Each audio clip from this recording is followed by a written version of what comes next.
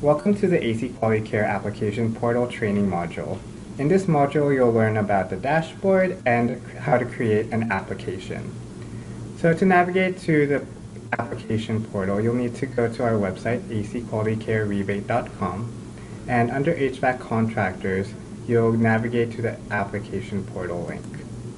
And a new window will pop up, prompting you to log in with your credentials. Once you log in, you'll be taken to the AC Quality Care dashboard, where you'll see some of the statuses that your applications can be in. To submit an application, you'll need to click on the applications link, and this will take you to a list of your current applications. And then you're going to hit apply for a new customer rebate, and this will take you to the application page. First, we'll need to select an assessment. To do so, we'll need to enter a zip code. And hit search, and a new window will pop up with a list of sites under that zip code. And you're gonna go ahead and select one of those sites. And some of the information below will auto-populate. Next, you'll need to select a technician.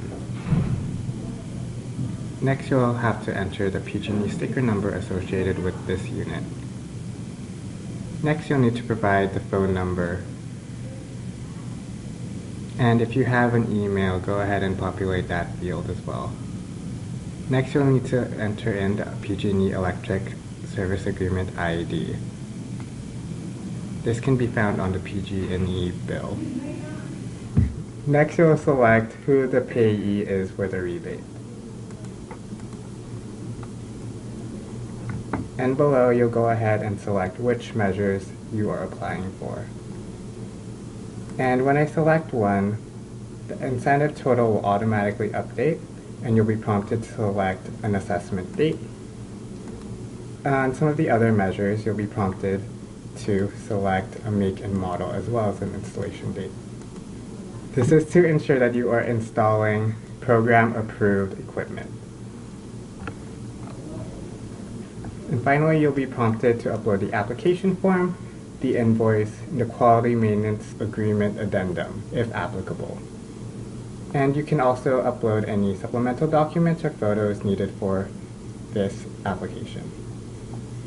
And finally, there's a note section for any other notes that you want to send to the desktop reviewer. And finally, you can hit the submit button, and this will be sent into the desktop review team's queue. This concludes this training module. If you haven't already, please watch the SA Mobile training videos also on this page.